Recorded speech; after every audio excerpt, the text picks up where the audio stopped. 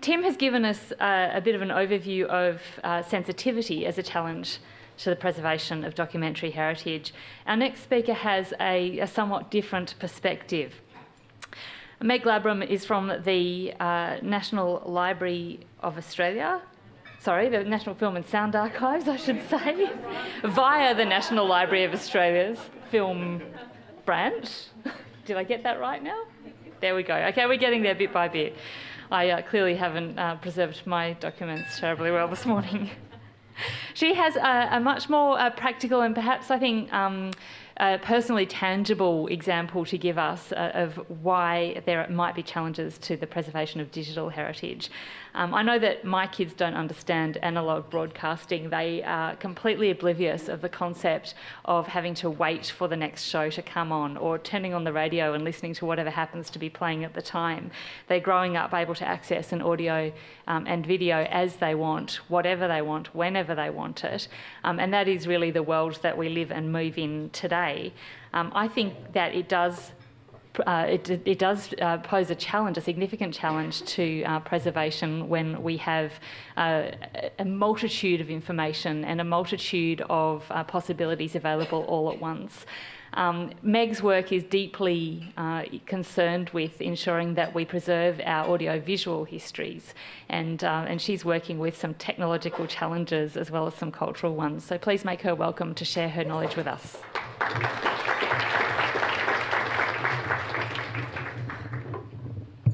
Thank you very much, everybody. And before I do anything, may I please pay my respects to the traditional owners of the land on which we are meeting, and my very sincere respects to their elders past, present and emerging. And as Kylie said, I can say from the heart that that is an important statement that I think we need to keep on making in Australia. And to clarify, yes, here I am. I'm the General Manager of Collections and Access at the National Film and Sound Archive, which did emerge from the National Library many years ago. So we have a deep and abiding relationship between those two organisations.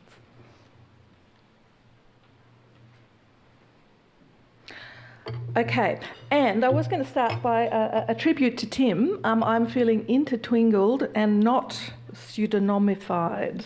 I had to write that one down to even try to pronounce it. But totally engaged with the issues that Tim was talking about. And as Kylie said, I'm going to be talking from a somewhat more practical but very ambitious perspective for the National Film and Sound Archive in the digital age. And I do bring best wishes from Jan Muller, the CEO, David, who is unfortunately out of town today, not the country. But I can't even pretend to be anything like him, as he's 6'7" Dutch with a beard. I have pillaged some of his slides to help to present our joint message, but yes, I am presenting it as a much shorter, blonde female Australian.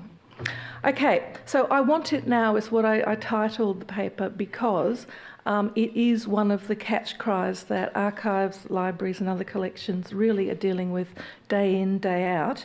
And if we look at this screen here, it's just identifying the predictable sort of range of things that you would expect to see when we're talking about audiovisual heritage. In terms of the focus of this symposium, everything described there sits at the heart of one of the key challenges that we face when we talk about humanity's digital heritage.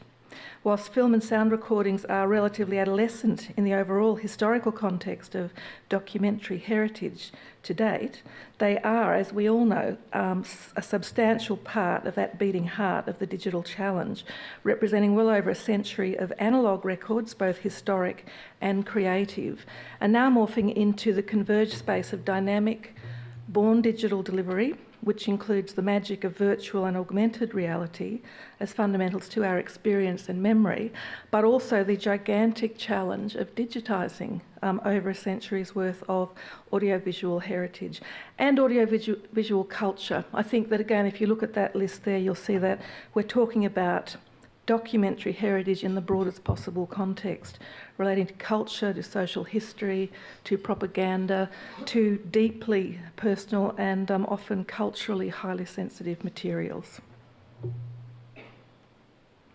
In terms of the National Film and Sound Archive, the principles that we carry remain the same. In order to support ever-increasing access demand for immediate exposure to as much data and content as possible, what challenges do we face in the digital audiovisual landscape? Speaking as the General Manager of Collections and Access at the National Film and Sound Archive, the picture I paint is an intriguing one, and one which I think is going to echo many of your own concerns and hopes, I think, for the future. And noting that that cry of "I want it now" is not so much a complaint as a stimulus for where we need to be as part of the National Collecting Institutions network in meeting the triple whammy of collection building, collection preservation and collection access in the digital age. And I suppose the other important point to make is exactly what Tim was talking about as well. That is that the national institutions are one massive part of the even more massive network, which really is going to be the way that digital preservation and the maintenance of digital records will be in the future. As the nation's primary audiovisual archive, our mission to collect, preserve and share has mutated from what I can now say were the relatively simple days of analogue production into the same core principles being applied to the many layers of digital possibility. The intent remains the same. I'm getting better at this, but the intent remains the same, and our mission still has those core principles to it. As the only reason to collect and grow the national audiovisual collection in all of its forms of production, including games, multimedia formats and whatever is coming next, is for the ultimate use and service as a record, a reference and a reusable resource by the many publics that we all serve. And that is noting also the issues that Tim has raised about sensitivity, which is something that I think many of our collections are aware of and grappling with in our different ways.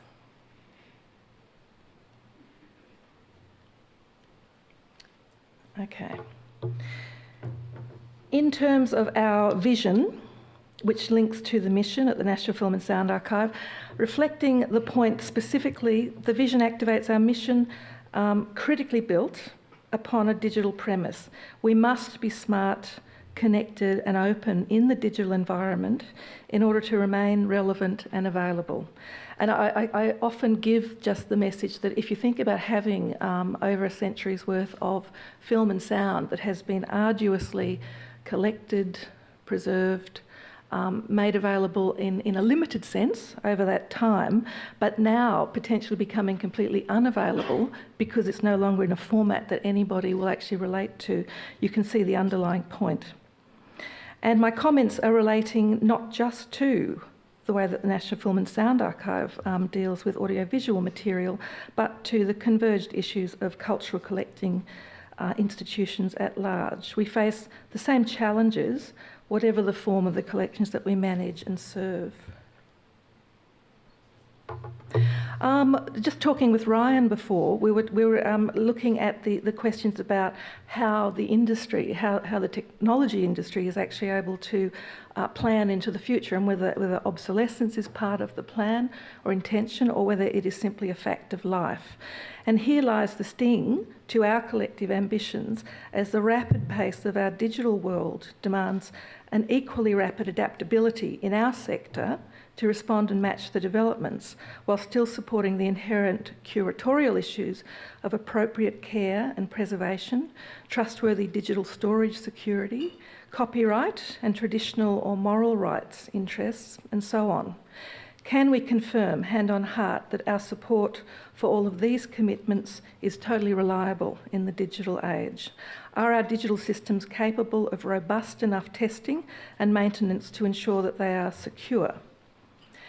Have we confirmed consistent, viable standards across the audiovisual sector, which naturally extends beyond the purely cultural to production, broadcast, multiple digital delivery platforms, as well as the prolific production world of the private citizen? And to maintain true lossless preservation and the capacity for best quality rapid reproduction standards into the future. digital information lasts forever or 5 years, whichever comes first, is a sobering, but I think for many of us, a reality check that our world will continue to vibrate with change into the foreseeable future, and we need to be a part of that change with many others. In the Australian context today, and specifically in the context of managing and supporting the long-term viability of Australia's audiovisual heritage, past and present, dealing with this level of change has led us to working on a collaborative concept of a national centre of excellence for both mass digitisation and digital preservation into the future in relation to Australia's audiovisual heritage. Established to support the interests of Australia's national audiovisual collections wherever they may lie, it reflects a successful model that has already been experienced in Europe, and critically the concept is based on an essential joint project approach to systematically digitise, store and provide access to that heritage. The European examples include Europeana projects such as the European Film Gateway, which includes over 600,000 items of both audiovisual and accompanying documentation, and EU Screen, which supports television in a similar fashion. It's an enormous and successful project that many of you will know about amongst the many Europeana practices. Images for the Future, this is my reference to my CEO, is the 7-year collaboration between the Netherlands Institute of Sound and Vision, iFilm Institute, the National Archives and Kennisland to preserve over 90,000 hours of video, 20,000 hours of film, 100,000 hours of audio and 2.5 million photos. A project which played a pioneering role in both the development of large-scale digitisation processes and the thinking on the role of heritage organisations in our digital society. The subtext to that is that they also had massive government investment in the process. But a critical point about it is that it was huge, it was a partnership, and it started with really taking a deep breath, giving it a go, and I think improving as they went along. For the Australian experience, these successful projects illustrate the benefits of connecting resources, data philosophies and outcomes to support both preservation and streamlined digital delivery outcomes. Gathering the accessible output of over 40 European nation audiovisual records of World War I sounds kind of scary, and having worked with mass groups of many nations trying to get a joint agreement about many things is quite difficult. But if you think of the number of potential variations in digital standards, the number of potentially differing perspectives about the required approach to receive and manage such data, and the sheer volume of material to be fed into the system, I think you all have that same moment of thinking, goodness me, where do we start? And the questions about accessibility, preservation and longevity. Perhaps most important of all is the capacity and willingness to actually do the job. Implementation based on an informed professional level of digital skill in partnership with a sufficiently adventurous approach to continue to learn and adapt on the job. Beyond a certain point, the willingness to take a deep breath and give it an informed go is essential. And I think that example is also reflecting the issues about the balance between preservation and access outcomes actually becoming a part of the single process. This really leads to something that has been obvious in the comments from everybody so far, and I'm sure is going to continue through the day, that partnering in the broadest possible sense is something that's essential to our future, not just to our survival, but to everybody flourishing. At this stage, the NFSA looks to just such an active collaboration between key national collections, industry, government and universities, with the NFSA as a logical pivot to coordinate the quantity and quality of digitising output in the mass digitisation context, whilst maintaining all essential provenance, delivery and ownership links. It's a big ask, but it is possible, and it is also framed within the really huge issues, I think, which are about rights in terms of collection content, but also about ownership and possibly sort of, territorial issues about, or concerns about maybe loss of control over material. And I think that in another discussion talking about the future and the question of whether control beyond a certain point, or gradated control, as Tim mentioned, is the way to go to actually be able to manage the digital flow across the board. And that leads into one of the biggest questions, and one which again has been raised already, whether we're talking about digitised versions of analogue originals or digital-born 21st century originals. The issue of where and how securely this material is being stored and potentially accessed is massively important to content owners, content acquirers, and the collecting institutions responsible for their ultimate survival and honourable representation. There is critical importance in establishing a trustworthy digital repository which preserves, manages data, maintains direct lines of ownership and responsibility, and agreed standards of component generation, and is financially viable. Cloud solutions are the obvious focus, with critical issues around security as well as funding to make the most of that space and opportunity. And meanwhile, the challenges of LTO tape backups make an ironic connection for many of our archives with the issues of maintenance of tapes in a century when tapes are going to cease to be supportable in the not too distant future. We need to invest in knowledge and innovation. To achieve this, and coming back to the core question of what and why and how do we preserve documentary heritage in the digital age, there is a critical need to build on our knowledge and innovation in the digital audiovisual environment, and that means being involved, arms linked with as many individuals, organisations, institutions and industry as possible.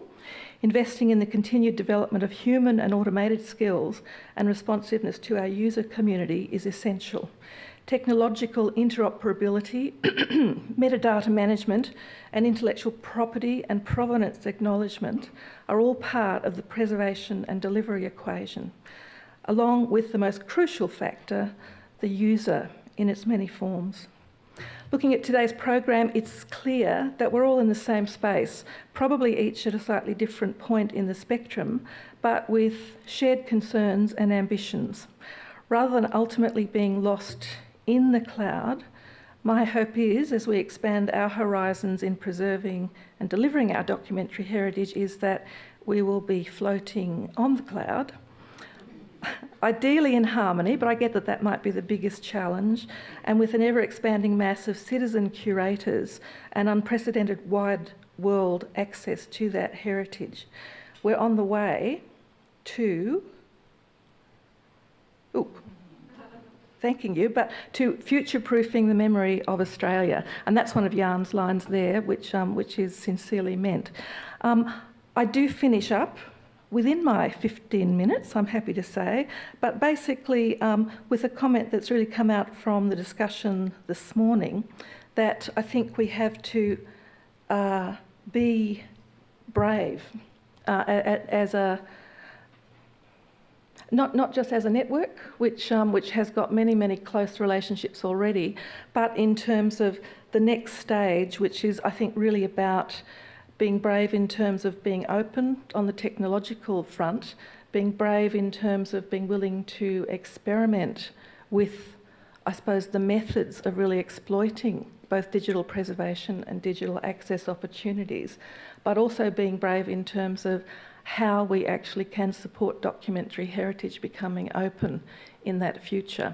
It's something that carries, I know, degrees of risk, but I think there is also a momentum to really taking on board issues that Tim has raised. For many of us, I think some of the key examples are relating not only to sensitivities in terms of political or national security, but also in terms of cultural, particularly First Nations interests. It's something which I think we can all embrace, and I'm actually seeing, once we get over the hump of really dealing with the mass issue about becoming as digital as we possibly can be, still respecting original creations in their original forms, then we start to have the opportunity to actually celebrate and exploit. So thank you very much. I'm going to sit down now.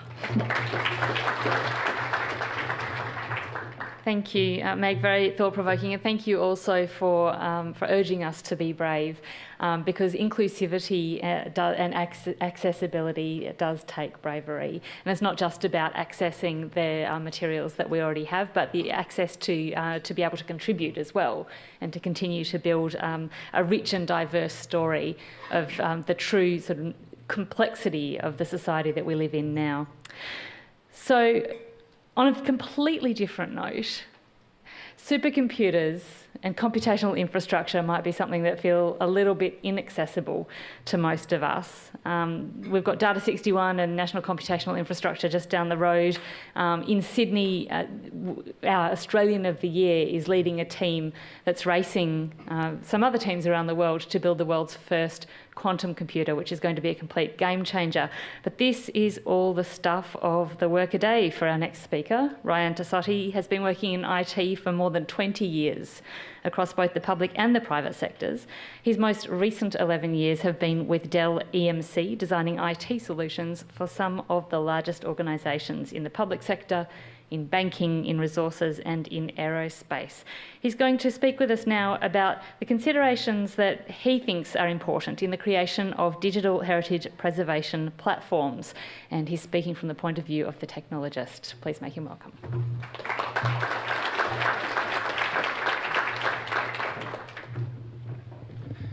Thank you. Hi, everyone. Firstly, I'd like to acknowledge the original custodians of the land on which we're gathering today, and I pay my respects to the elders past and present. So it's not often I get to talk about an architecture that needs to last, centuries. I normally get involved in a data centre, and what you're architecting has to last 3 to 5 years, maybe a few more if it's a defence project. But today's going to be basically my thoughts, basically working in the industry for a while, as well as a white paper that we're in the middle of creating, as luck would have it, while this symposium was being formulated. We were doing this in our head office, a white paper to UNESCO on the considerations from Dell's perspective, some of the things that you should consider in creating such a platform for an initiative like this. So it's kind of an amalgamation of my experience and what's in the white paper. So just to set the scene, in 2012, an IT organisation, a research firm called IDC, were commissioned to look at data growth. I'm sure many of you have seen scary charts like this, and they were again commissioned a few years later, so 2017.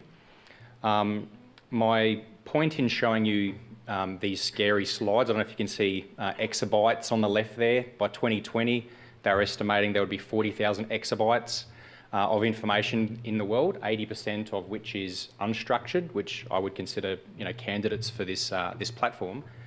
But in less than 5 years, they'd underestimated by 20% the actual amount of data that they're expecting by 2020. So instead of 40 zettabytes, it's actually 50. So they've undershot that. And the reason I say that is because we tend in IT to underestimate things for the future. Our predictions are often very conservative. I don't show you this to scare you, although a zettabyte is 1 trillion gigabytes, so that's a lot of USB keys, I guess. One other fact, a prediction that's been made by Gartner, so another IT research organisation, is that in 2 years' time, as an industry, we'll struggle to actually create the digital storage media to store this data. But that's a manufacturing problem. We'll fix that. So I wanted to introduce something that might help conceptualise what I think needs to be considered for this initiative. Consider below the line, which is where I normally play in a data centre, so that's the infrastructure pieces, and above the line. So consider this a model or a framework to be considered. So below the line, we have the infrastructure platform itself. So this is the storage media that the actual digital artifacts live on. That's where they are stored. And they interact with an API to an application. Now this is, you could consider an index or a catalogue, a way for users to actually retrieve the artifacts being preserved. Now, if we as a community get that bottom bit right, then as archivists, you can focus on the above the line stuff, which is the important bit, which is preserving the digital artifacts themselves. But I think it's important to sort of break the two apart. Now, below the line stuff doesn't necessarily mean it needs to be in a data centre. That could be not just on your premises, but it could be public cloud as well. But think of those APIs as an insurance policy, essentially. So things can move in and out of that below the line area based on technology changes, step changes. And we'll talk a little bit more about that. But I just wanted to set that framework there. So the below the line infrastructure. So this is the media we're using to store digital artifacts. I mean, I've just mentioned about we're going to struggle to produce enough hard drives to keep up with this influx of information. So the platform needs to be smart. So we need to be able to remove duplicate information, but do it with certainty to ensure that chain of custody. So that when a user is requesting an artifact, we're 100% sure that that artifact is going to be presented. We need to make sure that as we grow the infrastructure, performance keeps up with capacity so that the users, who at the end of the day is the reason why these artifacts are being preserved, their experience stays at the same level. They're not getting degraded experience. The platform needs to be able to forecast growth based on usage patterns, based on some inbuilt analytics. When I design these architectures, really I've got the IT team in mind. There's users out there who retrieve their files and we don't think about the actual IT effort required. So being able to do all these things built into the platform is important, because as data gets into the petabytes and exabytes, we don't want to create an IT project here for IT's sake, right? We want to try and make this platform easy to manage as we grow. Now, importantly, the platform also needs to be able to manage and create multiple copies of documents that can be distributed over various geographies based on policy. So the platform itself is managing that. So at the application layer, you will dictate how many copies you need based on the type of artifact you are wanting to preserve, and the underlying platform actually deals that. So that gets abstracted from, I guess, your IT team having to manage that process. Now, because we're talking about primary copies here, source records, those records don't change over time. So really the platform will manage the process of making sure that the artifacts are protected inherently within the platform. So you don't need to back it up, essentially. But metadata, which I'll talk a little bit more on, can change over time as cultures change, and what we, the people of the day, deem as important changes. It's the metadata that describes what you're preserving will change. So that does need to be protected. Now, absolutely, I talk to my customers about why, Dell EMC, we make great solutions for preserving your digital artifacts. But it's actually, in my mind, quite important to abstract what happens at that below the line area for two main reasons. I will mention that if you look at how the Fortune 500 looked in 1955, so 88% of those companies no longer exist in the same form. So they've either gone bankrupt, they've been merged, or they've been acquired, or they've fallen outside of the Fortune 500. So, if you're building an infrastructure for an initiative that's quite worthy and needs to survive the centuries, you can't be looking at, a vendor. You need to be looking a lot more broader than that.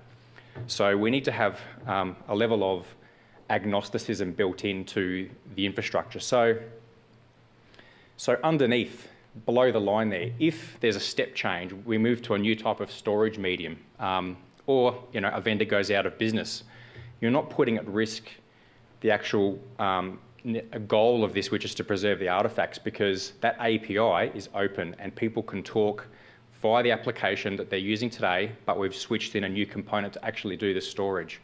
If you want to change the application, change the way that we're cataloguing and doing the indexing, again, that can be changed down the road because everything is talking via this open API. So I think that's the first real important reason to abstract the infrastructure, and the second is one for agency interoperability. So being able, cultural institutions being able to share these digital artefacts, maybe someone takes on a new mandate to preserve these artefacts that they don't have today, how are they going to talk? You need to be using an agnostic API that isn't tied to a vendor. It's something that all of the IT community signs up to and builds into their products so that we can enable this interoperability between agencies. So if we get the below the line bit right, then we can focus on the above the line component. So there's two areas I really wanted to talk about today above the line. So that's about digital artifact identification and also metadata. So there'll be a test on this later, so I hope you pay attention. One of the real principles is that each digital artefact needs to be identified by a time and space unique identifier. Now, there is a standard developed by the International Telecommunications Union, which happens to be a UN body. So the one I'm referencing here describes what we call a universally unique identifier, or UID. And you might have heard the term GUID maybe. In Windows speak, it's a similar thing. So this is a way to identify digital artefacts over many, many decades, essentially. And the reason is because this identifier does not require a central authority to manage or create these keys. The algorithm is such that someone who has a digital artefact that needs to be preserved creates the identifier itself, right? So we're not having a bottleneck there, essentially, of cataloguing at a central location these digital artefacts to be preserved. So this standard was ratified in 2004, updated in 2012. Now, this was done at a time, remember when we were talking about those two charts? This is before that first chart even, right? So I think this is the best thing we have today to be able to identify digital artefacts going into the decades and hundreds of years. But I would ask, will universally unique be an anachronism over the next 100 years? So is there enough headroom in that standard, in that algorithm, to be able to support this initiative? So one thing that I was going to mention is, should these digital preservation institutions, should these stakeholders actually have a seat at the table with these bodies that essentially are creating these standards that we all need to, are going to be enablers for this initiative. The second part really is about metadata, and metadata is data that describes other data. So it provides information about what it is that we're preserving. Now, one of the best practices in our white paper is that a copy of metadata, which is the document that describes the data we're preserving, should be alongside the digital artefact itself.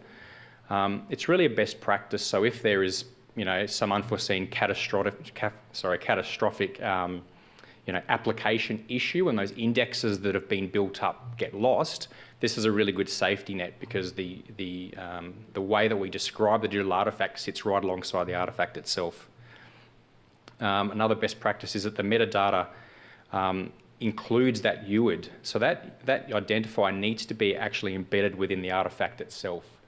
So if we look at digital photos, so today the standard that we use with digital photos, the metadata to describe the data, so it could be if you take a photo with your digital camera, it will record the GPS coordinates of where you took that photo, right? That's metadata. There's actually a field in that standard today called image unique ID, which happens to be a UID. So the mechanism to be able to refer to these documents over time, many sort of hundreds of years, if needed, down the road exists today. But generally no one uses it, right? But the standard is there. Oops, skipped one ahead. Now, I mentioned briefly before, metadata can change over time, so it requires version control. Think of I appreciate Sean for this analogy, so think of a remedial conservation or restoration work that's needed on a physical artefact that's being preserved. You know, there's documentation that's kept with that physical artefact that describes the remediation done. Metadata is no different. So think in those terms. Metadata can change. We need version control. Who did what? Why was it done? And we also need to protect that because that will change over time. Provenance is very important, and that speaks a little bit to some of the things that Tim was talking about earlier around sensitivity. Now, metadata can go some way to help with that. So provenance information is providing that historical chain of who, when, where, and how that artefact was created. And we do have a standard for this in IT world. W3C is an internet standards body, and the PROV standard is one such example. Now, again, this is about creating a framework. How that framework gets interpreted or applied for users to actually retrieve these artefacts is another matter, but IT can help with one part of it.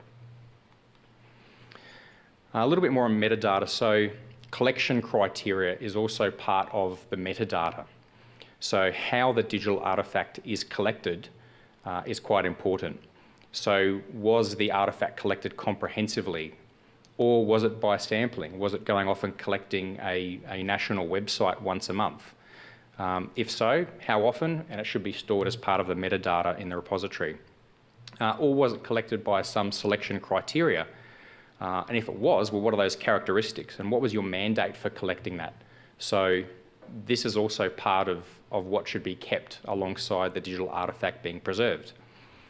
Now, metadata also includes relevant laws and cultural considerations applicable to the digital artefact, but not just what they are, but also how they apply. And the example I give there is images and voices of long deceased persons may cause stress to Indigenous people. So if those images and artefacts are captured with metadata that describes what the actual data is, then policy can be applied based on the user viewing that content. The final piece on metadata is that the digital artefacts, but also the components of metadata that provide that historical context, need to be immutable. So we don't need those changing. That forms part of a, primary source. So there needs to be things built in to make sure that can't be changed over time. And other attributes can be modified, again, access rights or creating new categories based on sentiment of the day for what users want to search on.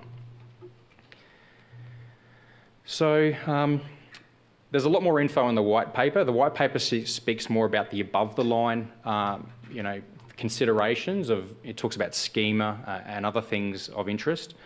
I would like to say this is not an IT initiative, but IT is definitely an enabler here.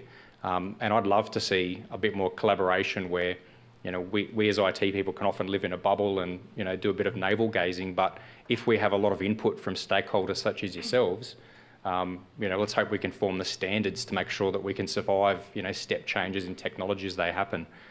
So thank you for your time. And if you're visiting Canberra, I hope you enjoy your stay. Thank you.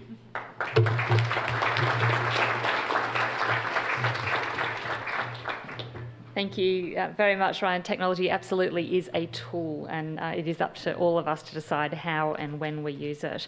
So we've explored the philosophical perspective, some of the ideas and challenges around source material, and we've also now looked a little bit at the technology. Our final speaker before we go to our panel conversation is in charge of the policy framework. I think she is actually the boss of Australia's digital archives or digital record and information management. Anne Lyons is the Assistant Director General and former Chief Information Officer with the National Archives, but she's also led the Commonwealth's whole of government transition to digital records and information management. And she's looking at the protection of Australia's national digital identity assets and is going to speak with us about the Identity Digital Assets project. Thank you.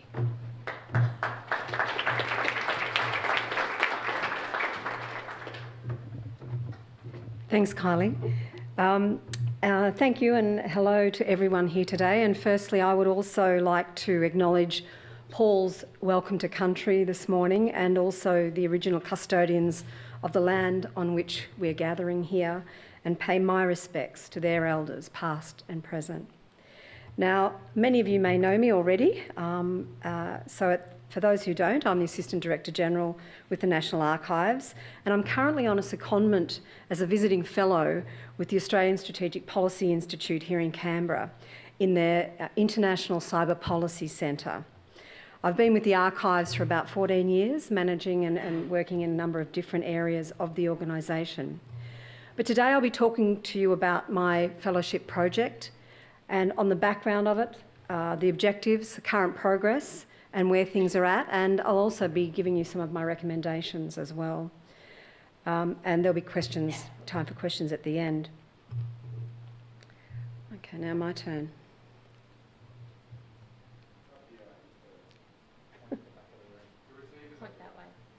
Oh, this way. There you go, that's why. Okay, so where did it start? So the project was born out of the Director General of the National Archives, David Fricker's comment to an ASPI manager, why isn't Australia's national identity data considered to be part of Australia's critical infrastructure? And the project was born from there. Oh, sorry, I did it again. No? I'll just start a little bit about ASPI. It's one of Australia's leading think tanks working in the fields of border security, counter-terrorism, defence, strategy and capability, international cyber policy, national security, risk and resilience, strategic policing and law enforcement, and they have an international support program as well. As I said, I'm part of the International Cyber Policy Centre, which cuts across and explores all the big issues in cyber internationally and its impact on Australia, conducting research to identify, track and explain the most important cyber developments that are happening. There are 8 people in the centre, including 2 visiting fellows, myself and another person from the Australian Signals Directorate. In addition to the National Identity Project, I'm also regularly involved in different policy areas, roundtables, training and exercises. Now, while I quickly said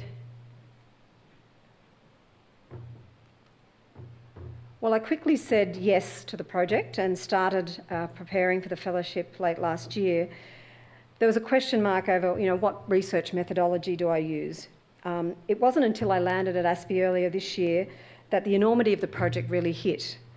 My cyber colleagues were very enthusiastic, and it was an area of research that hadn't really been explored before.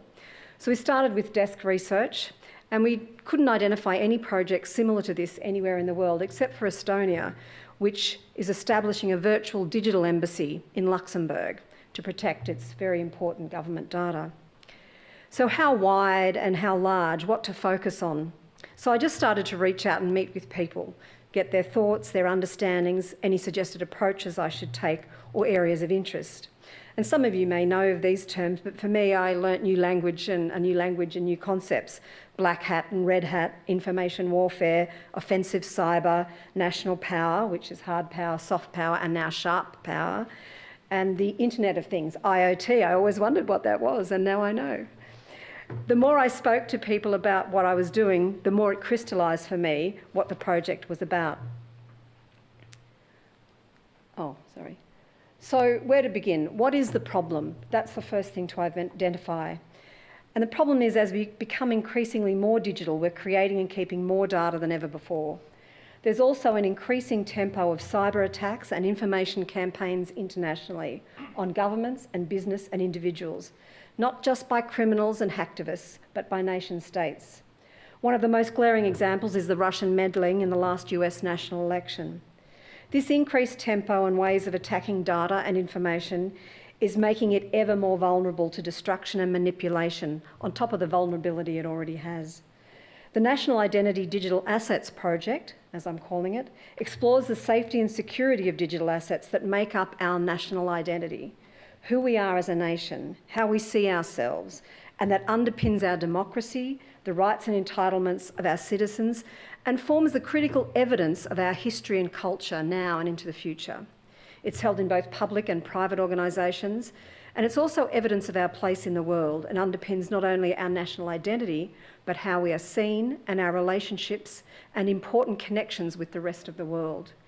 It is the data and information that, if attacked, destroyed or manipulated, could have a major impact on our democracy, our legal system, our culture and history, and on the rights and entitlements, safety and identity of Australians.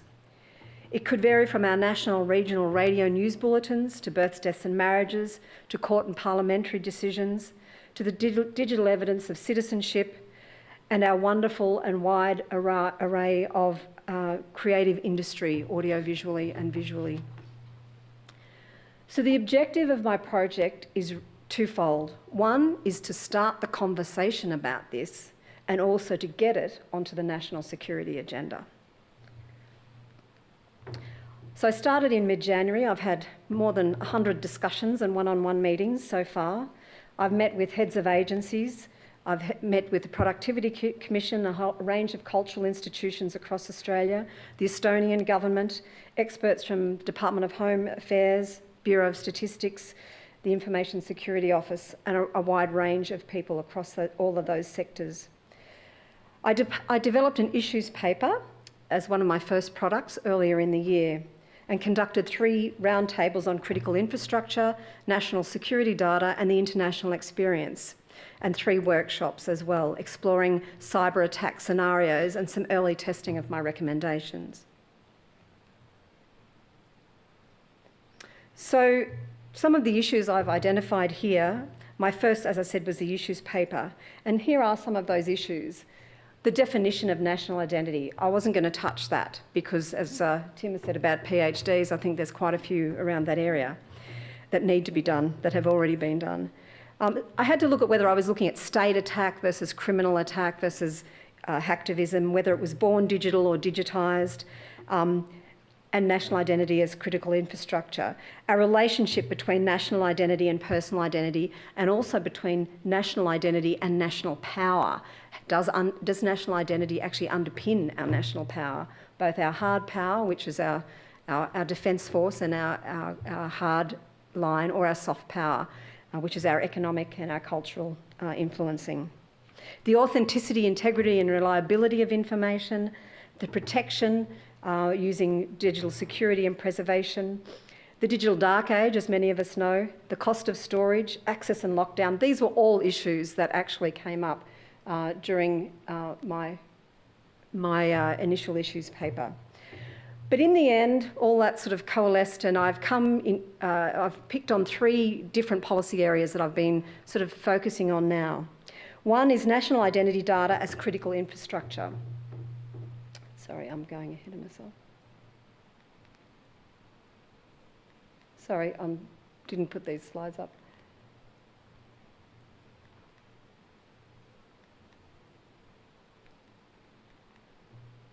So these are just some of the issues that I've identified. So I get to the policy areas. The first is national identity data as critical infrastructure. As it was one of the original concepts, it forms the basis of one of the policy areas considered in my report. Data is a valuable national asset that supports the foundation of our nation, the parliament, the courts, the rule of law, the government.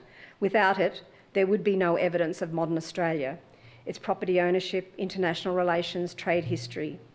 It's one of our nation's most important assets because it defines our uniqueness and is essential evidence of our democracy and who we are, both personally and as a nation. With this in mind, this type of data, most of which is unclassified and non-sensitive information, needs to be considered as part of Australia's critical infrastructure, and I will be promoting that in my report. There are differing views on whether it is. The critical infrastructure people don't think it is, but the people who deal in data do. But it is quite a complex area, but it's one that I think we need to continue to progress. Data doesn't fit naturally into the critical infrastructure. It's usually the hardware and the systems, and there are different methodologies on that. My recommendations will be that the Australia's national identity data be formally included as part of Australia's critical infrastructure framework. Now that gets around, it doesn't have to be actual infrastructure itself, but it needs to be considered as part of that. And that a trusted information sharing network on data be set up by the body that is responsible for that, which was in Attorney General's but is now in Department of Home Affairs, which is a critical infrastructure centre, particularly national identity data that if it was destroyed or corrupted would have serious impact. Okay. My second policy area is protection equals digital security and digital preservation.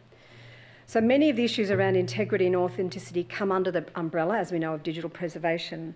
And when we look at digital preservation policies, the security of the information and protection against external attack or corruption is not always considered. It is sometimes, but not always. Likewise, in information security, digital preservation really isn't considered. It is more about that perimeter protection. And they all have one thing, they both have one thing in common, that's backup. So that's the thing I've discovered. So backup's mentioned in both of those areas. And I think we could drive a truck through how those two areas are not meeting, both within the cultural and memory sector, as well as wider government and agency and business land. We have a massive infosec industry out there, numerous security requirements, schedules and standards. But does all that infosec and cyber security actually protect the information and data? So how do we make data more resilient, not just the hardware and software it lives on? There's a current review of the Information Security Manual by the Australian Signals Directorate and continuing work with the Australian Cyber Security Centre.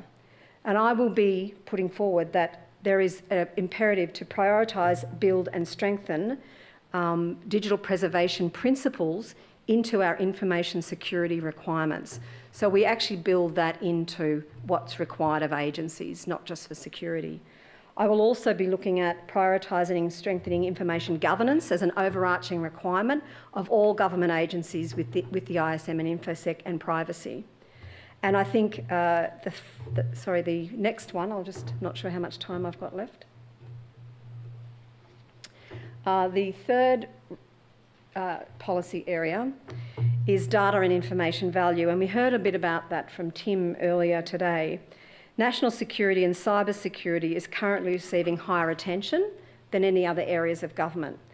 There's also more of a focus on security of classified, national security and some personally identifiable information compared to other types of data and information, including digital material held by Australia's memory and collecting institutions and unclassified data held in other agencies and businesses. Does this mean more value is put on this type of information and data? How is it valued? Do we only protect what we value? As a result, the systems that hold and manage the information are prioritised accordingly. So those systems that manage highly classified personal information and other, the systems in those seem to be funded more. The Commonwealth and other government funding models don't always sort of support the best needs-based approach. As we're looking at in education, we need needs-based funding. I think we actually need needs-based funding in the memory sector, in the memory institution sector as well. So with ageing systems, sometimes it takes a disaster or imminent failure before a new or upgraded system is funded.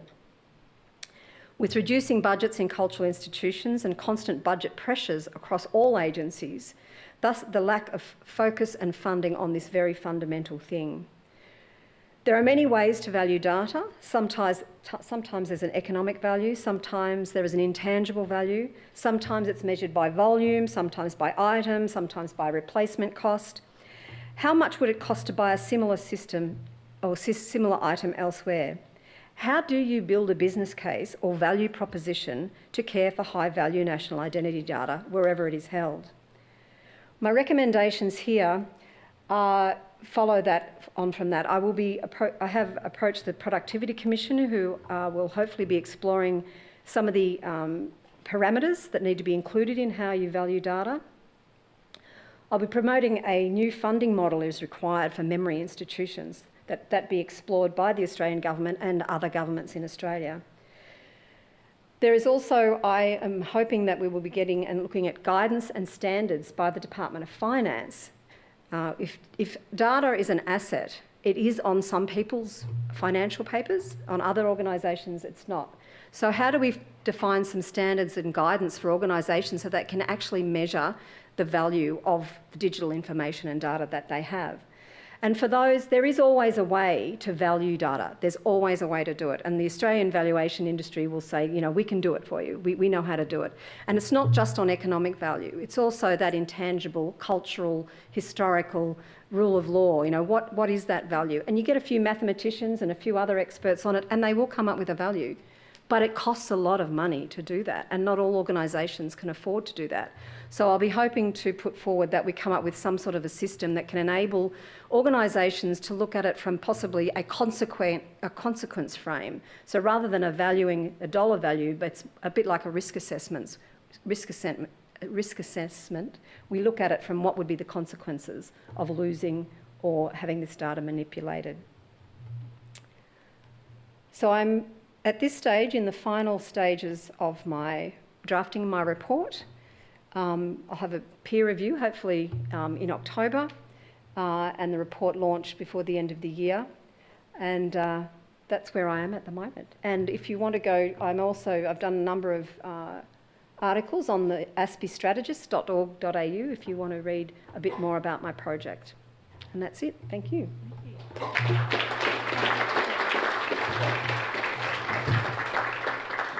you very much, Anne. Are these mics on? Hello. Mics are about to be on. There they are. Thank you very much, Anne.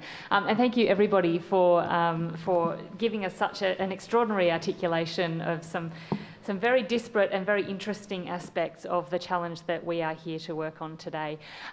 I will invite everybody into the conversation now. Might I remind you, please, if you wish to ask a question, questions rather than statements, please. If you wish to ask a question, please put up your hand, wait for a microphone. Stand up and identify yourself before going ahead with your question. That will ensure that our recording preserves all of your questions as well as all of the panel's responses, and it will ensure that those people who are joining us online are able to participate fully. So thank you for that consideration. And I do want to ask a question of you, because you are the most recent speaker on our panel.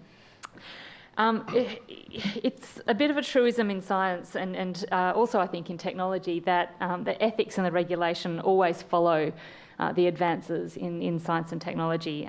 We know that geneticists are still self-regulating their use of gene editing technology while we wait for the policy frameworks to catch up. So what are we self-regulating now that keeps you up at night? Me? Yeah. I suppose from the perspective of this program is the fact that how unsafe we really are and how unsafe our data and information really is. And I don't know if we need regulation, but from a policy perspective, we are way behind, and I just think we will continue to be behind in that sphere. I mean, I can say honestly, in relation to my own personal identity, I was hacked. I mean, I joined the Cyber Security Centre, and I have one of my social media accounts stolen, and I will never get it back. And, well, I could if, the planets align. So we have our own personal information held within a third-party provider, and there is no way, very little way, that we can get that information, or at least that closed down. Someone has taken over my identity and is now selling my pictures and who I am as somebody else. For whatever reason. I mean, there are a number of reasons that they could be doing it. So I do think that the fact that we'll never fully catch up from a policy perspective on how we keep our information safe, personally and as a nation, that's what sort of worries me. You're trying to shove the octopus into the bucket, aren't you? Yeah. You've got a few friends up here on that, I think. It brings me actually to Tim and some of the points that you raised. The human need for privacy and the personal definition of sensitivity is almost certainly going to be different from the community definition of sensitivity or the government definition of sensitivity. So how do we select what we preserve, accounting for those personal sensitivities, that need to preserve our own data? And I also want to think about what our future archaeologists might be looking at, because archaeology was created by wealthy probably not middle class, probably upper class white men who had, they were looking for a hobby, and therefore they were translating the information from history according to their own experiences and through their own lenses. Yeah. What's to stop us doing exactly the same thing, making exactly the same mistakes? Okay. don't ask a small question, will you? You know, I mean, just the entire existential angst of the archive in one question, right? So somebody asked me something similar out in the coffee thing. We were talking about something, and for me, it's about bias. It's about conscious bias. It's about unconscious bias. And it's about bias through malice, okay? So if we imagine, there are plenty of regimes in the world who would very much like to rewrite history. In fact, it's a truism that when revolutions occur, one of the first places that's attacked, and actually this speaks to Anne's point about national identity, one of the first places that are attacked are memory institutions. Because there is nothing more important than deleting the history of the regime that preceded you to justify the existence of your new regime. So I think there's something here about that idea of selection that we have to look at very broadly. We have to look at how we share that critical information around. I think the Estonian idea of the digital embassy is a really powerful one. There's work I've been involved in recently about talking about archives at risk and talking about safe havens for that material. We can for example, relatively recently in Syria, a bunch of incredibly brave people that one can't conceive of the bravery that is involved here. They went into buildings that were being bombed or had been bombed and were photographing land records in Syria, okay, land title records, because those records were not being protected. So these were lawyers who chose of their own volition to do this with digital cameras, and they then uploaded this material. They made their own network. They uploaded this material to a server in another country. Now that material wasn't being backed up. It wasn't being protected.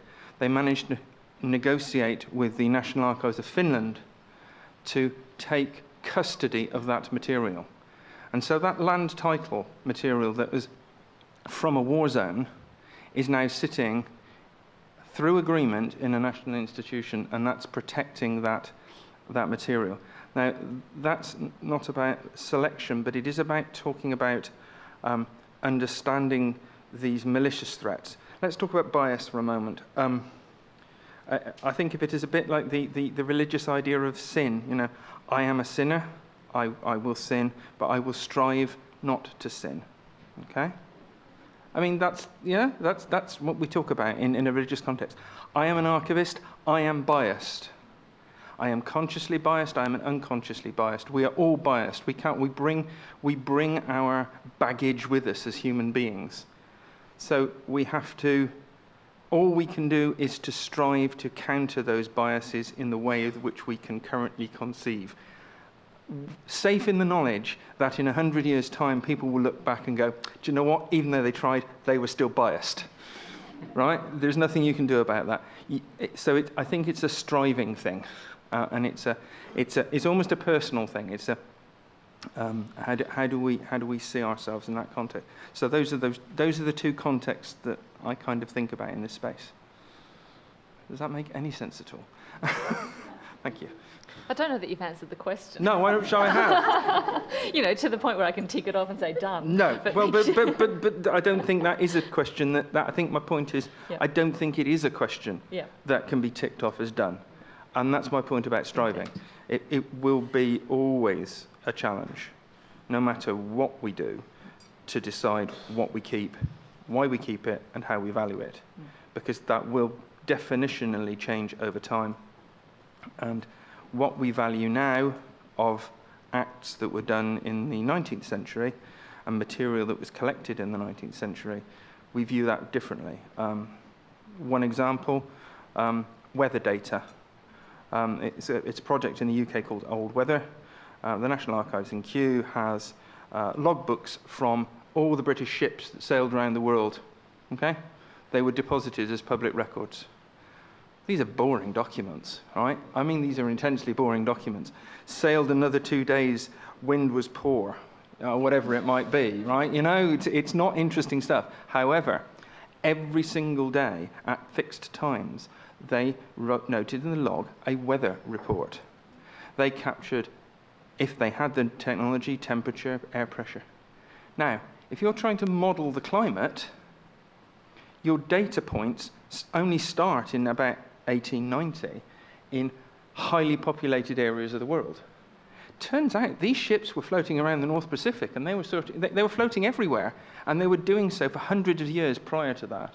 So these things that were intensely boring have suddenly become critical data for the modelling of climate. So and they didn't know that when they wrote that stuff down. When Q kept that stuff, it's all serendipity. So another of your favourite words. Indeed. You raise a couple of really excellent points there. One is about inclusivity and about choosing where you draw your data from. One is about the preservation of physical records, and I think that's kind of key to what Ryan was talking about building that deep architecture, information technology architecture that will persist, that will endure beyond the headline changes in technology. At the moment, the Square Kilometre Array, it's the most ambitious telescope project that we've ever seen in history, that we are going to be drawing so much data from the sky when this thing is finished that the analogy is that it will be the equivalent of a stack of DVDs that reaches as high as the moon every single day. And of course, that is pulling extraordinary technological innovation because we don't yet have the capacity to store that data, let alone analyse it. No. So in the context of that pace of innovation and that kind of inevitable obsolescence, I suppose, of the technology that we see as cutting edge right here and today, how, Ryan, do we ensure that even when it's agnostic, even when it's not owned by a corporation or a government, how do we ensure that the architecture will endure? It's an interesting topic, really, because we're talking about timelines here that, from an IT perspective, will outlive me, my children. So I think the API, the open standards-based approach is the right approach, and it's the best that we have today. I mean, we can only answer the question with what we know today. So, I mean, I spend my time not so much on the consumer side of the business, but in data centres where, things like uptime and availability are important to our customers. And something we try to do, and a lot of IT organisations do, is innovate what's there today by incorporating new functionality. For example, a new API comes along, which has happened in the last few years. So one of the initiatives we undertook was to put that API and make it backward compatible into the existing infrastructure that customers have. So if a new, a way of submitting information between that stack that I had up on the screen comes along, what you have today, you can get more value out of it.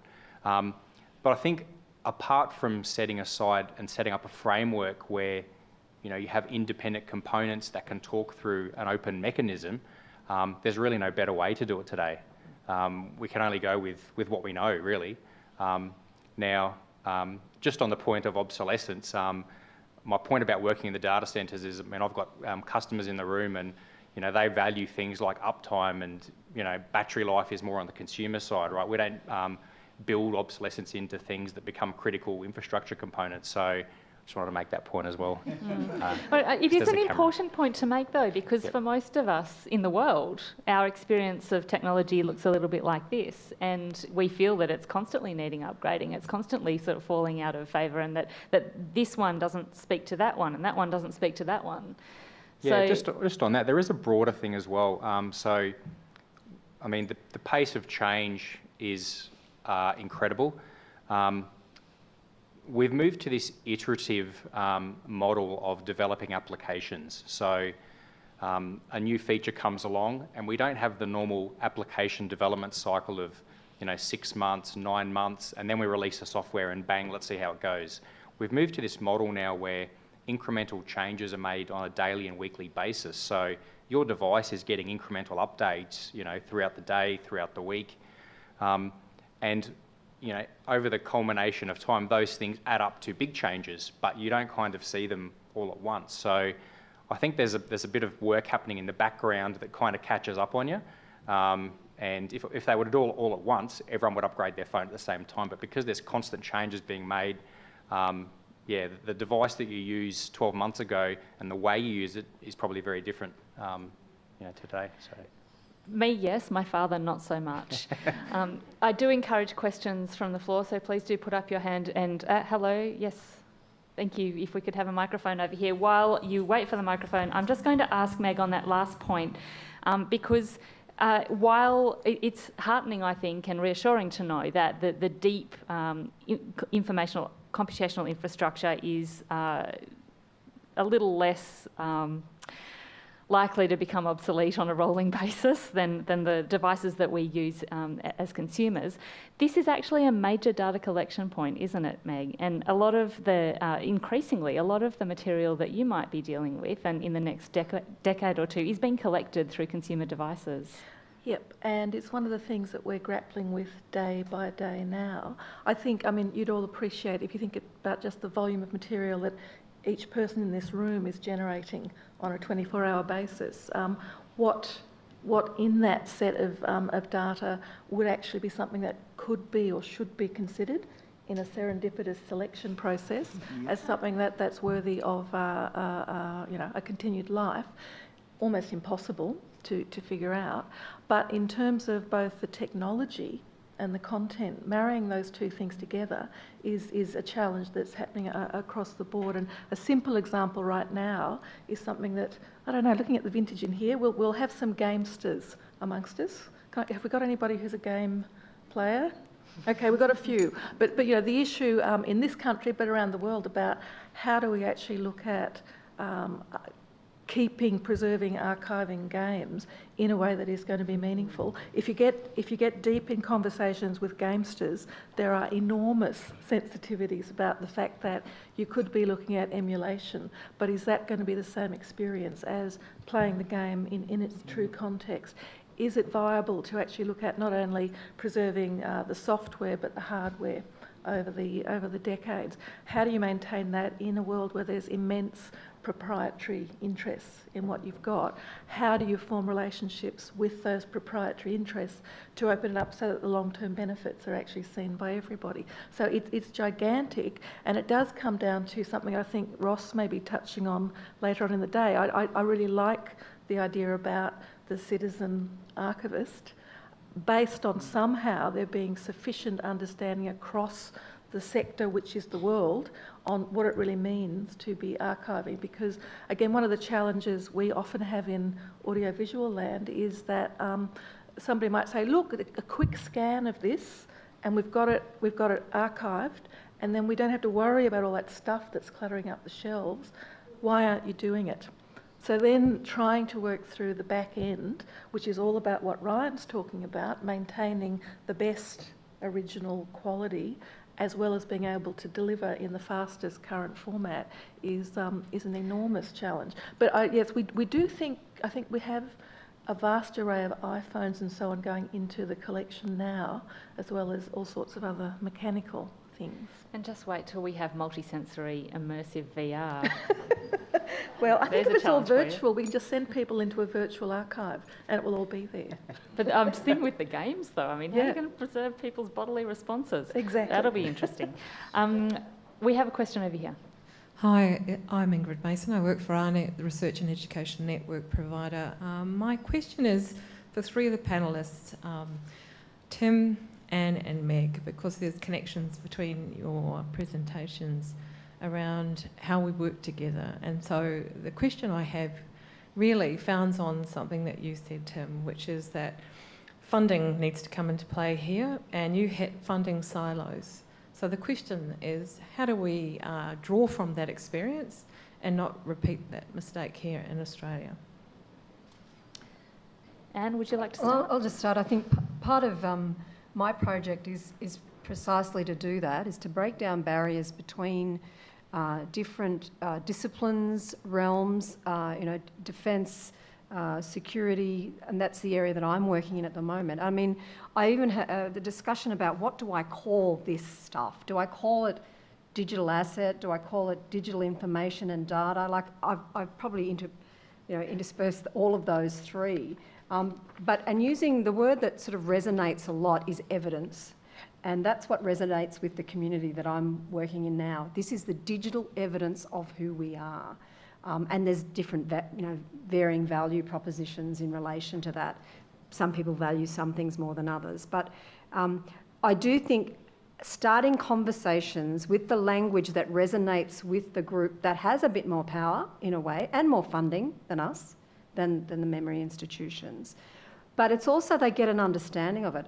I will say right from the word go, when I discussed what my project was, every single person that I talked to in that sector, in the national security, in the cyber sector, in defence, they all got it. They all understood what I was talking about. So it's a matter of language, I think, sometimes, and we just have to work out what those pivotal language points are. I mentioned the national power area. I'm trying to explore how national identity supports national power. I haven't quite got all of that together at the moment, but I do think it's really fundamental that without an identity, without who we are as a nation, then what does it matter whether we have any national power? Protecting who we are, our borders, our way of life, which is what our national power does, or partly does. So I'm trying to get that link. So that's another little stage of linking. But I do think it's language and meeting people in their area so they can support us in what we do. Using the word digital heritage, I've sort of used it a little bit in my report, but I haven't used it as much because as soon as you mention the word heritage, it stops half the people from listening to what you're saying, even though they think it's important and they've probably all done history degrees as well. So anyway, I don't know if that helps answer your question. I think that's it's an interesting point, and communication is obviously key as a thread throughout today and throughout all of our lives. But inclusivity and interdisciplinarity are really key considerations because as human beings we don't exist in silos. Funding mechanisms might be siloed off according to strict definition of disciplines. Academics also tend to be focused traditionally on specific disciplines, but interdisciplinarity is becoming more and more important. Would you agree, Tim? Very much so. Yes, absolutely. Although what I would say is there's a narrative of interdisciplinarity and there's and multidisciplinarity, but that narrative hasn't, in my experience, broken into a change in practice. So lots of people talk about it. Not so many people do it. Would be my feeling. I think but to the siloed funding question, how do we work together? Well, I would look at two institutions if you're in this space, that might help you to work together, to find the language that Anne is talking about, to be able to cross those boundaries. The first institution is one that David mentioned in his talk, and one must always wear this badge. It's the Digital Preservation Coalition. They're a tiny organisation. They actually employ only, I think, 6 or 7 people. They are now connected to UNESCO. They're connected to all over the world now. And what they do is they bring people together with very small amounts of money, but that power of the group starts to have effect.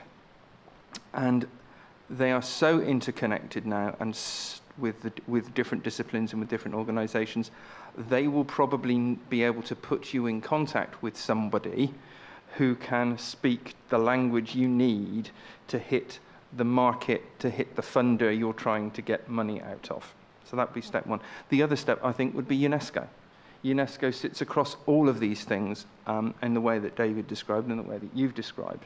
And it seems to me that calling down that UNESCO, those statements, I can't remember the word now, the things that David talked about, the UNESCO Sustainable Development Goals? all the goals, the Sustainable Development Goals. yeah, sorry, the words have gone, but you know the thing I'm referring to. Intertwingle, yeah, that word, that'll do. So calling down those things when you're speaking about your thing to make those cross connections, even to your siloed funder, seems to me to be something that will help you. I don't think we will quickly or easily actually break down the siloed funding, because that's actually built into a lot of our academic and other structures, and that requires a more wholehearted change to the way in which society funds research. So I don't think it's realistic to look to that to happening. Right, so we have to build new structures. Meg, you've got a few thoughts. It's slightly Pollyanna, but I think it is also based on realistically where we're all heading, and that is that I think that the really strong relationships that are forming across not just the collecting sector, not just collecting sector with the industry or with the academia or whatever, but the joint realisation that without there being that fundamental change, Tim, that you're talking about, which means that there won't be separate lobbies for various separate investment opportunities. There needs to be a united approach. And I think Ryan's comment about the ITU is an interesting example where if there are mechanisms that we're not already engaged with in terms of being seen to be as much a part of the technological side as we are of the culture, as we are of the commercial, those sorts of relationships are the next stage. And I'm just thinking, David mentioned the relationship NAA has with Flinders Uni, where, you know, obvious developments in exploring possibilities and then becoming a practical opportunity for NA and other archives is a really good example. National Film and Sound Archive has a similar one with Queensland University of Technology. Those sorts of things need again to be sort of be being drawn together into some kind of funnel which allows us to be really creating an economy of scale in terms of influence. And I think we're on that path. I know it is a little bit intertwingling right now, but I think it's where we have to get. We've got to actually be more of a new system which incorporates all of those different factors. So it's not separate, it's not silos, it's actually a united creature that we haven't quite created yet. So crowdsourcing via citizen archivists, crowdsourcing via funding mechanisms. Are we also looking perhaps at gamification in the same way that the crystallographers crowdsourced the description of a complex protein recently? Exactly. Yeah. So we're all building it together. I do want to ask Ryan as well, because I think one of the questions to ask about funding might not be which traditional funding source can I go to, but who has the most to gain from doing this properly and who has the most to lose if we don't?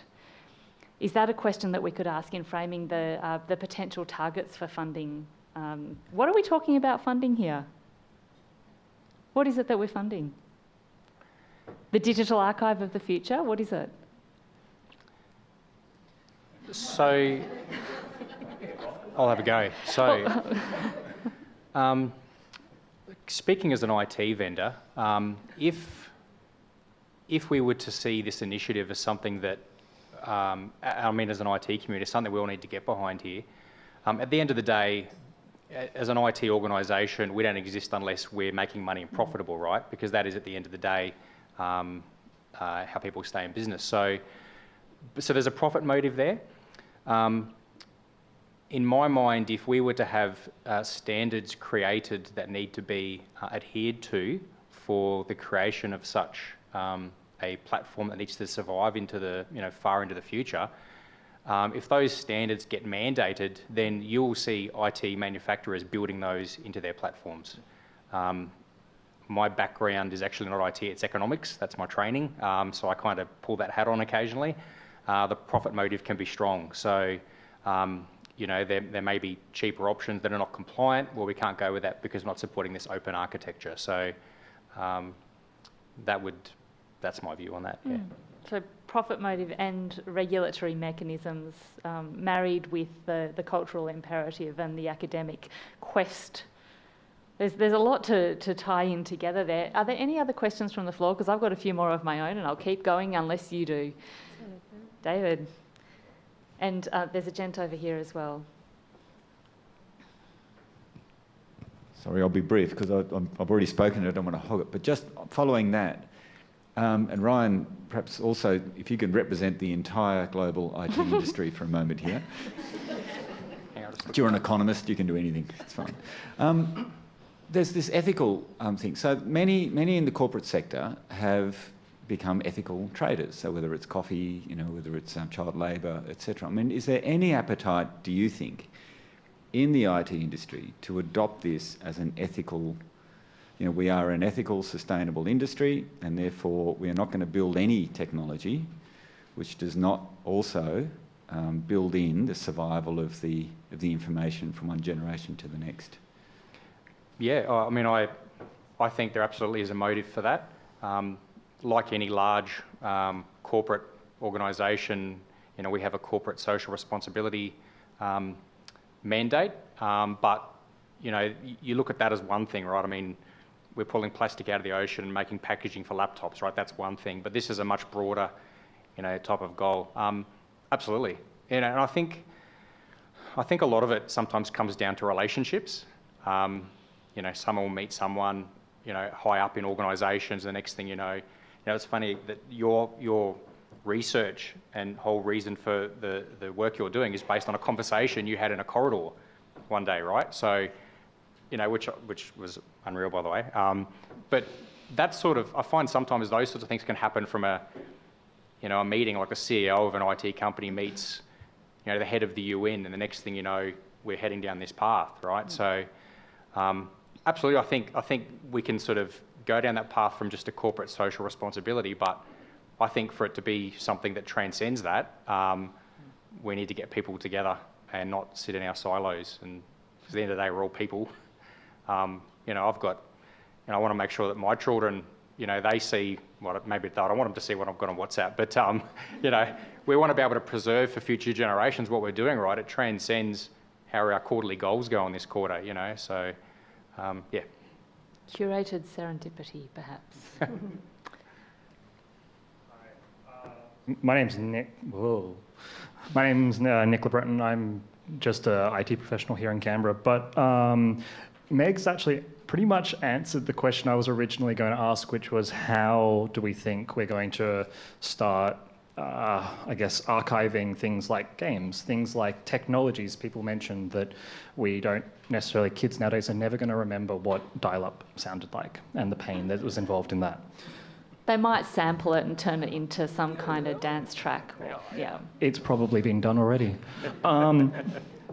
But with the technology we've got at the moment, and this goes to Ryan as well, we can't quite emulate, be it through augmented reality or virtual reality, all those slightly strange digital heritage items we've got now. With what we've got now, does that degrade the value of the recording? Or when we try to do these things, is the value of the actual archived item reduced because we can't get it exactly right? At the moment, it's not like we're digitizing a piece of paper. We're trying to digitize something far more sort of abstract, the feeling you get when you play a game or you deal with dial-up internet. Is there a degradation there? Look, my comment is it's a common one, I think, for many collecting organisations or collectors. You collect the best version, the most original version that you can. In pragmatic terms, there are going to be instances where what can be acquired is going to be far less than the full experience. And I think that the general tendency would be to note whatever the degradation actually would be and what you're bringing into the collection.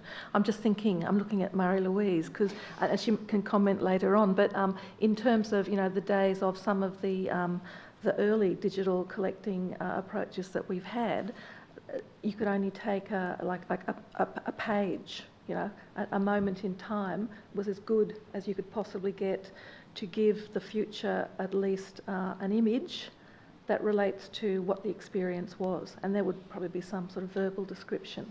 So it's a big part of what's really being addressed now, because that how far we can go in literally being able to sustain the full experience in the digital context, I think, is something I look to you and to Ryan to help to get the answers. But it's a huge one, because even if you then say, rightio, so if we can ultimately accommodate that entire experience, what does that mean in the back end, in the storage terms as well? And yeah, it's a gigantic issue. And you have just reminded me, I have recently seen a totally illegal archive of games, which was fabulous, and which is something that I can't give you any more details about. But I suppose the principle there, this was just an enthusiast who basically had been building up the collection since he was 11. It's something which shows, I suppose, the hunger for the full experience, which is not available through what he's done, but the push to be as creative as possible was really important. Thank you. So the theme for this panel session and for your talks has been the preservation challenges to documentary heritage. And before we take a break for lunch, I'd like to flip that and ask you to think about what are the opportunities. I did ask you all before we came today to think about what you would create if there were no barriers, if there was no cost barrier, no time barrier, no siloed, all-disciplinary barrier. What would you do right now? How would you create the digital archive for the future? And let's keep it brief, because we are between these people and lunch. So, Tim. Okay. I would take inspiration from the Internet Archive. The Internet Archive has a page on it, and you can put in that page a URL of something that you think should be kept. Okay? And they will go away and they will crawl that, and they will keep it, because somebody said they thought it was useful. I would extend that, and I would say, I can submit anything I want, any of my memories, any of my data. I can just load it up to this, I hate the word, portal. And I can set parameters on that to say who can see it, when they can see it. There might be some default parameters around how long that stuff is hidden for. But that somewhere somebody would just look after this stuff, because you, individually said, do you know what, for me, that's important. So, yeah, that's what I would do. Thank you. Meg. That's part of my citizen curator notion, I think. But I suppose overall I would see a world where the I want it now is actually something everybody can achieve. You can hit a button, you can find what you're after, you can understand what the sensitivity issues might be, you can actually make use of it,